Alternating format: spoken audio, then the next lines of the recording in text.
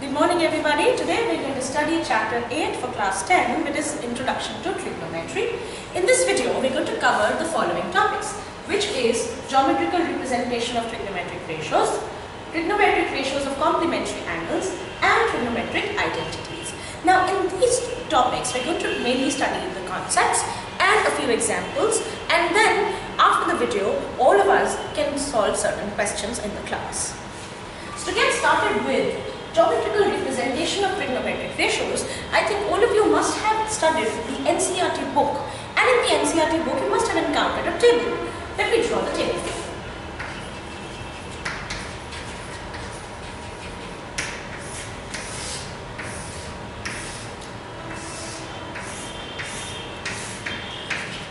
Sin theta for 0 degree, for 30, for 45, 60 and for 90.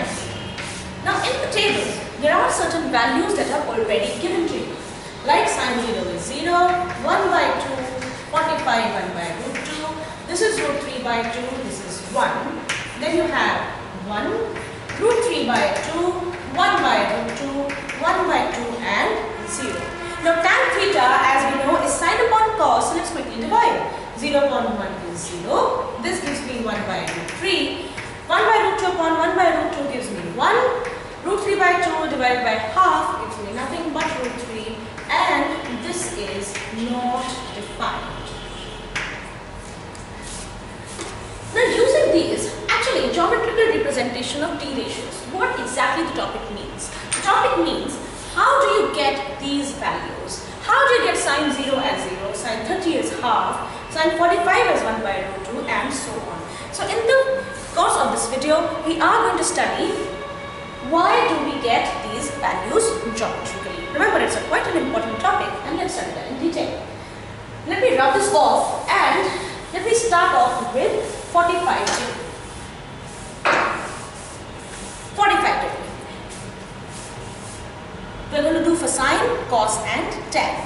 As we know, trigonometry is applicable only in right angled triangles. And in that right angled triangle, we need an acute angle which is 45 degree. In that case, just think about what kind of a triangle is possible. Let me make a triangle, say x, y, z, with y as 90 degree. One of the angles has to be 45 because we're going to do the geometrical representation of 45 degree. If this is 45, I think by the angle sum property of triangle, I can have this angle also as 45, which makes this triangle an isosceles triangle, right? Isosceles means the sides are equal. Let the sides be x each. In that case, using Pythagoras theorem,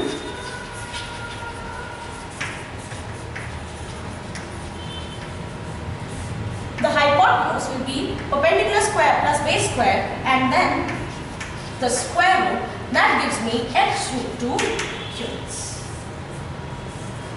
Now let us think about sine 45.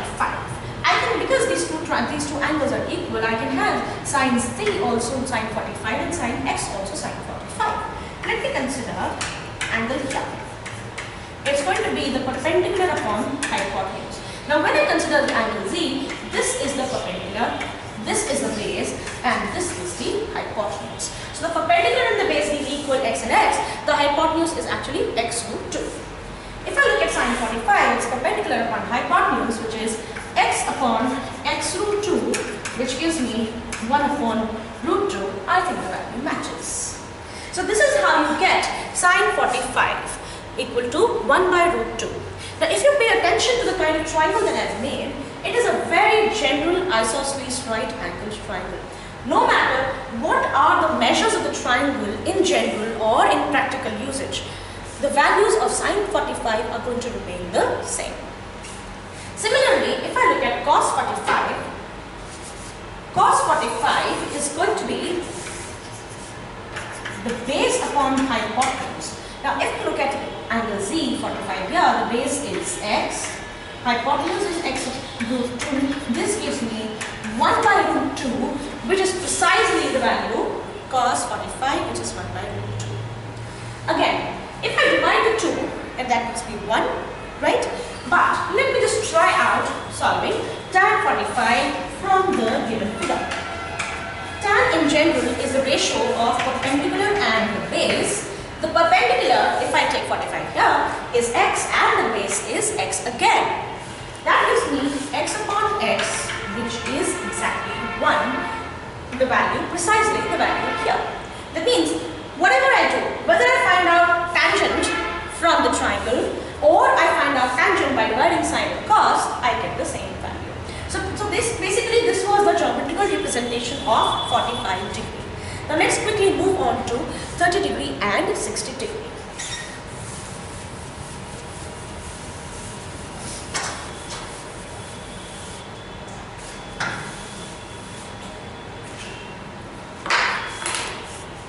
Okay, now for 60 degree and 30 degree, let's look at a triangle which is obviously right angled, has an angle 60 degree and an angle 30 degree.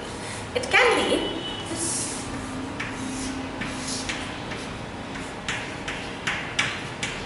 or vice versa, anything.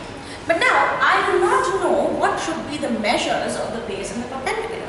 This can vary according to a person's choice. So the mathematicians, whoever wanted, they actually did not take up this triangle. They took up a triangle which was equilateral in measure. So x, y, z here with all angles 60, 60, 60. The basic idea of using such a triangle was that at least you know the measures of the sides. Let us say the measures are x each. Now the question arises, there is no 90 degree in it, so that trigonometry can be applied. What did they do? They drew a perpendicular, that is, they dropped an altitude from x to the base yz. Now because this is an equilateral triangle, the perpendicular or the altitude turned out to be the perpendicular bisector as well as the angle bisector of the vertex angle. Now remember, this happens due to congruence. If we simply use congruence,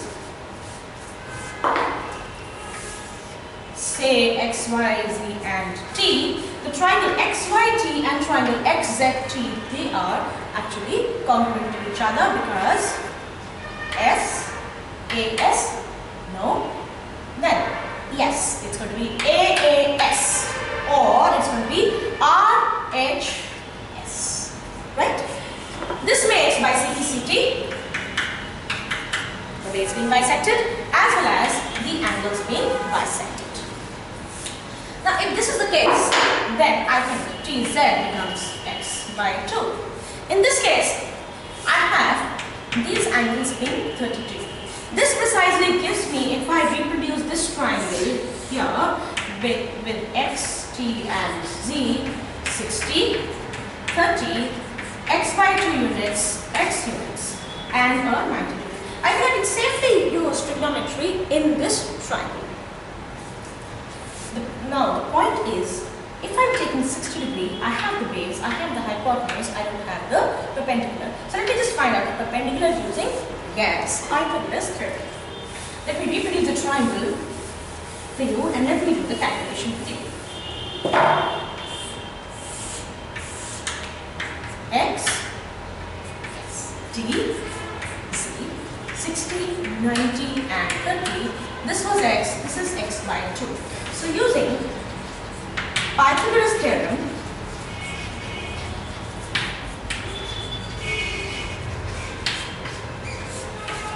I have x square equal to x by 2 square plus xt square. If you look at it closely, hypotenuse square is equal to base square plus perpendicular square.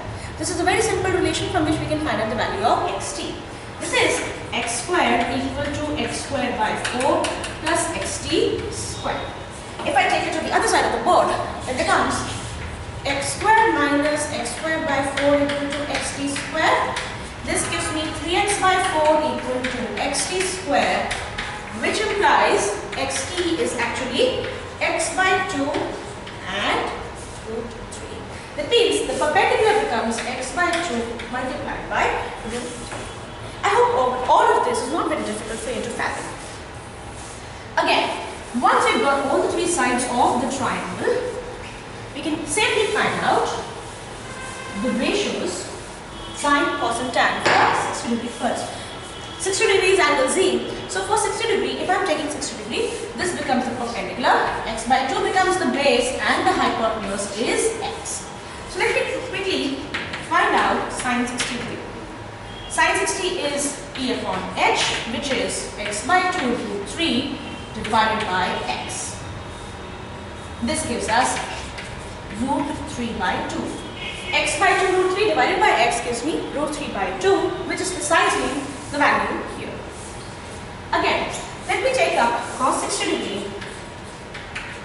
which is base upon hypotenuse.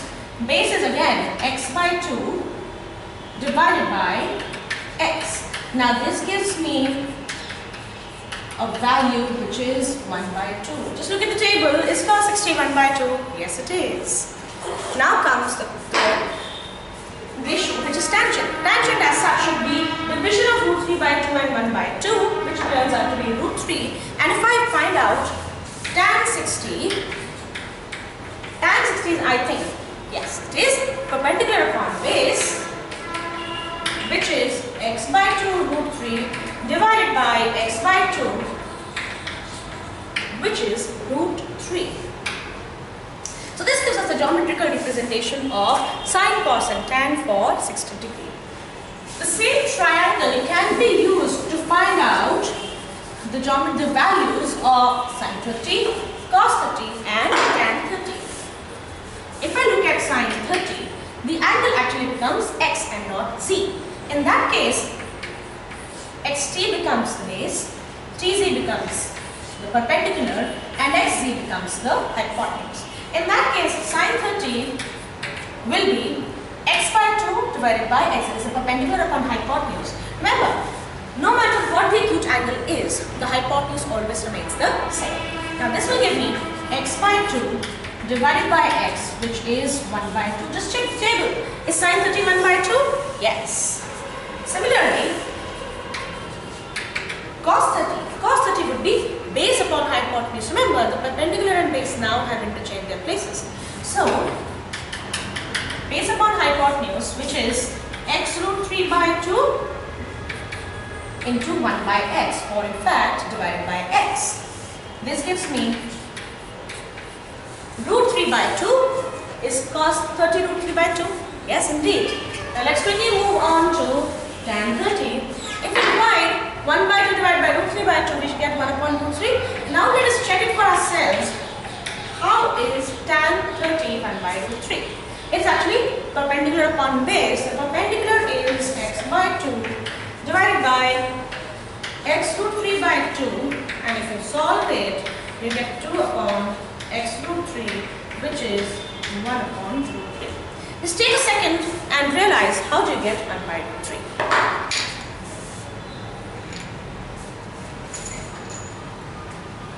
Right. Now with 30, 40, and 60 done, let's look at 0 degree and 90 degree.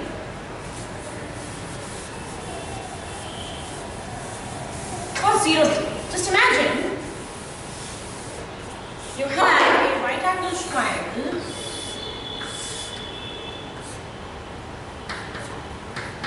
XYZ with y being 90 degree.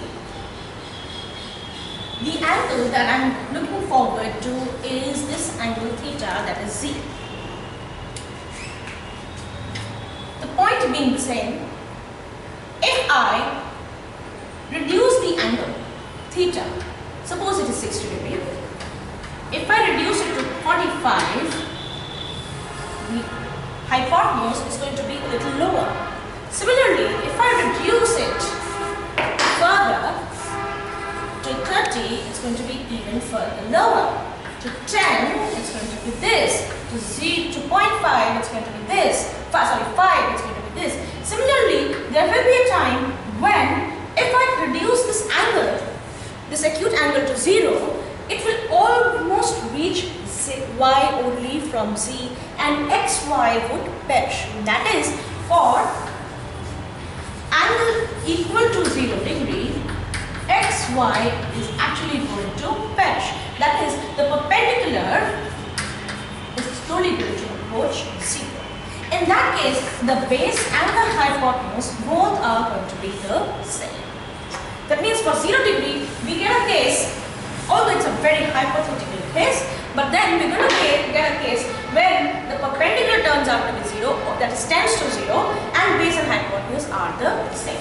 In that case, let's look at sine 0, which is p upon h. P is 0, h is h, so you get 0, that is sine 0. Let's look at cos 0, you get b upon h. Do you realize b and h are the same, so that gives me the value 1 and hence the value 1. Again, tan 0 is going to be p upon b, which is 0 upon b, 0, or 0 divided by 1 is 0. Similarly, let's look at the case when the angle is 90 degrees.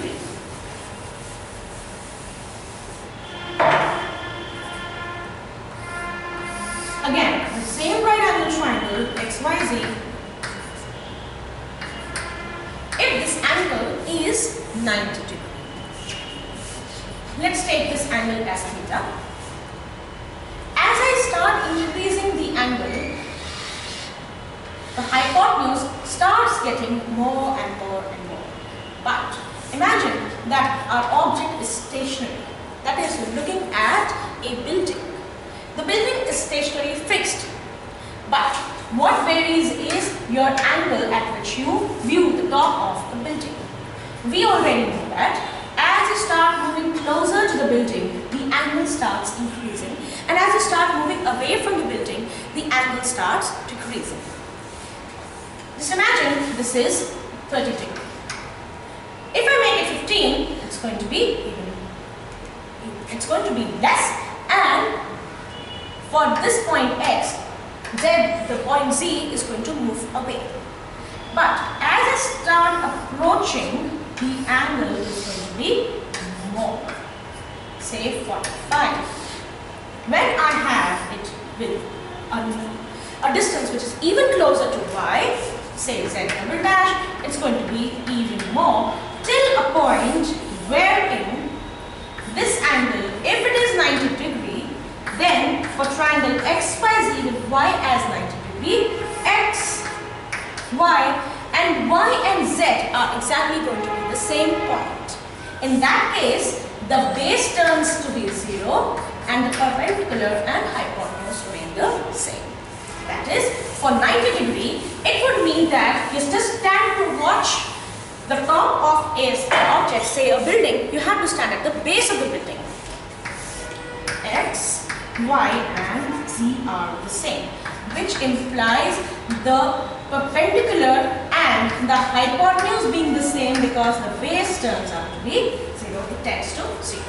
In that case, let's look at the values. Let's look at sine 90. Sine 90 is perpendicular upon hypotenuse. Remember, the perpendicular and the hypotenuse are the same. That gives me 1, precisely the value here. Cos 90. Cos 90 is going to be base upon hypotenuse. Now look at the values there. Base is 0. 0 upon hypotenuse, which is 1. Now comes the interesting thing, tan 90. Tan 90 is P upon B. Tan, in fact, for any ratio, for any angle, is P upon B. P upon 0. Now remember, whenever you divide anything by 0, it is actually not defined, right? And then go by the age-old formula, tan is sine upon cos, 1 by 0, not defined. So this gives us an idea, how did we get such angles? That is the values of such angles. If we move on further from this, what next? We've got to know how to get this table. And mind you, cosec, sec and cot, which are the reciprocals, the respective reciprocals of these ratios, they can be done by simply reciprocating them. Now, once we've mastered the table, we can analyze or we can actually observe something. Whatever is sine 0, the same value is for cos 90. Whatever is sine 30, that's cos 60. Whatever is sine 45, that's cos 45. Whatever is sine 60, that's cos 30. 1. That is,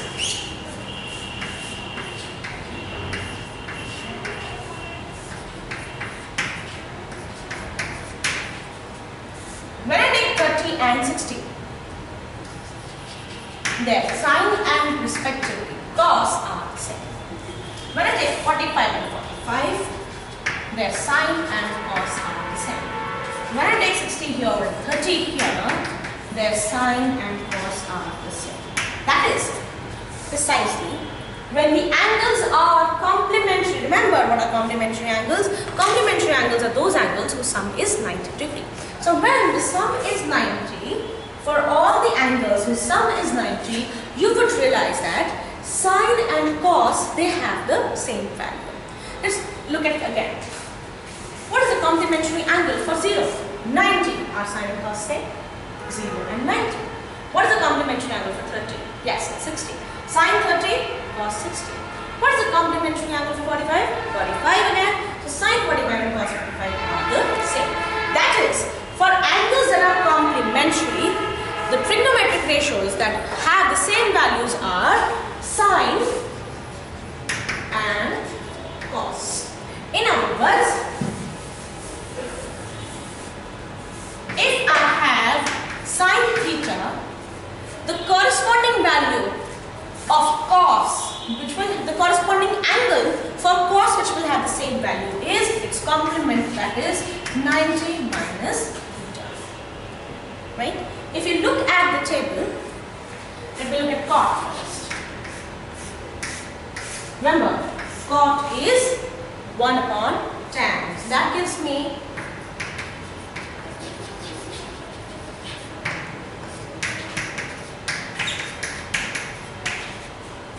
these are the values of cot. Look at this.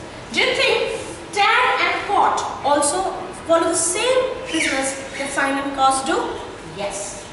Tan 0, cot 90, tan 30, cot 60, tan 45, cot 45, tan 60, cot 30, tan 90, cot 0. That means the other pair of trigonometric ratios that has the property of being equal for complementary angles are tan and cot. That is, tan theta is cot of 90 minus theta. Now can the reverse be true? Yes. Cos theta is sine 90 minus theta. That means these values are easily interchangeable.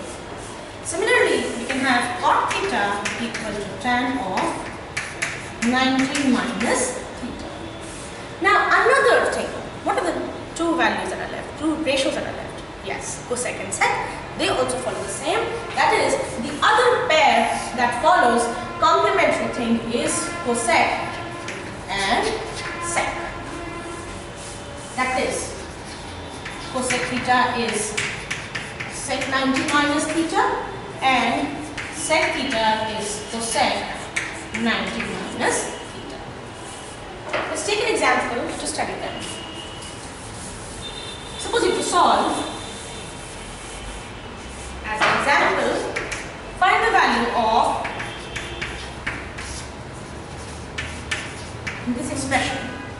If you look at this expression, as such, I don't know the value of 40 for sine or cos. Similarly, I don't know the value of 50 degrees. But then I know that the two angles that are given to me are actually complementary. So what I can do is, I can very well retain sine 40 degree and I can look out for the angle whose complement I can take up. 50 degree. The complement of 50 is, I know, 90 minus 50, 40. And then if we are changing the ratio, the angle, we are going to change the ratio as well. And then cos, the complement of cos is going to be sine. And now this gives me sine 40 upon sine 40. Now in this case, whatever is the value of sine 40, I don't really bother, because whatever the value comes in, it's all going to cancel and the answer is 1. So whenever you get such questions, you can safely use complementary angles. In fact, for class 10 CBSE, if you get any question which has the angles apart from these, it's a classic case of complementary ratios. Now this gives rise to another thing.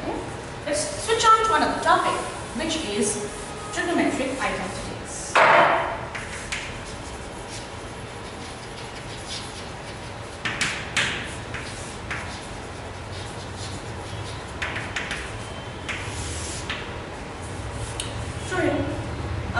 I don't think I need them. I'm going to use certain concepts other than these known values.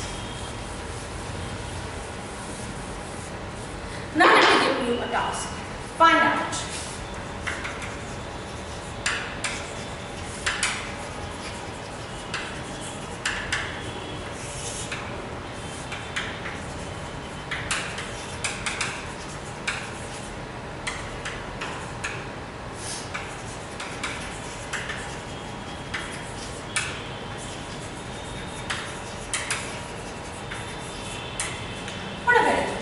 sin square theta plus cos square theta, sec square theta minus tan square theta, and cosec square theta minus tan square. It's sec square theta.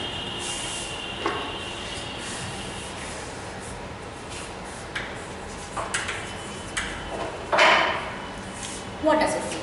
It means for any right angled triangle, any generalized right angled triangle with a general acute angle, say theta,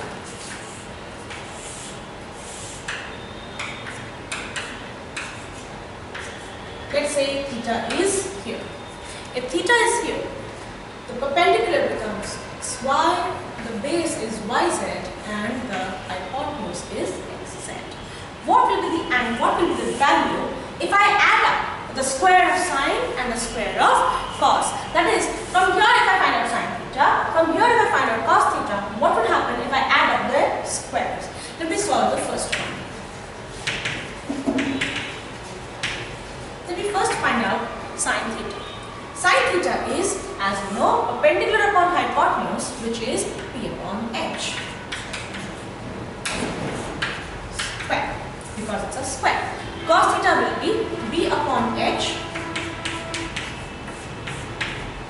In this case, p is xy, b is yz, h is xz. We can actually replace p, b, h by their names also. Let me solve. LCM, this gives me p square plus b square. Now remember the Pythagoras theorem, h square is p square plus b square. So this gives me p square plus b square equal to x square, and this is exactly 1. What did happen? The answer is 1. How did it happen? I haven't taken any value. I haven't taken any specific case. I've only taken a generalized case where I have a 90-degree angle, that is a right angle triangle, and I can take any angle, any acute angle. For that matter, instead of z, you could have taken x also. And we find that whenever you find out sine theta, cos theta, you add their squares, the answer is always going to be 1. That is for any generalized case under the sun. You can have sine square theta plus cos square theta always equal to 1.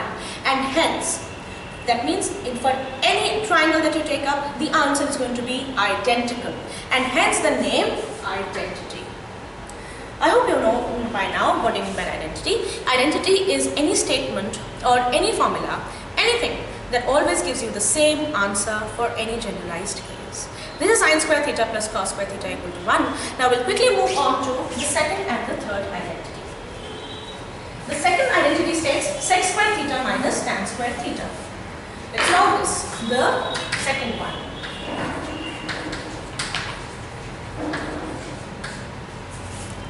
Sec, we know, is 1 upon cos, that is base upon h. Now, what is the base here? Right? And base upon h. Really? No. Yes, you got it. It's going to be h upon b. Very good if you've got it. Then tan theta is going to be p upon b and a whole square. Children know this is a very common mistake that you actually caught, and the mistake that you caught was sec and cos. This is something that people do very often. Cos and sec are going to be reciprocals of each other. Cos is b upon h and sec is h upon b. Similarly, sine is p upon h and cosec is going to be h upon b. You take the LCM, base square, x square minus t square. And you know, using Pythagoras theorem, we know that square plus b square, and this is a relation that you already know from Pythagoras theorem. You can safely substitute the values. H minus b is going to be b square on b square, which is also equal to 1. That is, for any generalized case, sine square theta plus cos square theta is 1, and sec square theta minus tan square theta is also 1. Now let's move on to the third identity, which is cosec square theta minus cot square theta. Before we move on, just take a guess, take a wild guess what it can be. Really? Do you think what's 1? Let's try it. Cosec square theta minus cot square theta. Cosec is 1 upon sine, and as I told you, it's going to be h upon p. Minus cot is going to be, yes, it's going to be 1 upon tan, that means it's going to be b upon p whole square, and it's going to be p square, x square minus b square. From this relation you get p square by p square, which is, yes, you got it right, again equal to 1. That means the three identities that we just did, their results are always 1. That is, the three identities that we did were sine square theta plus cos square theta equal to 1, sec square theta minus tan square theta is 1, and cosec square theta minus cot square theta is 1. So this was the content or the concepts of trigonometric identities. Now these don't really come in the exam from exam point of view. They don't really come as such. You will get certain questions based on them to solve, which we would study together in the class. So that will be all from my side. Thank you very much.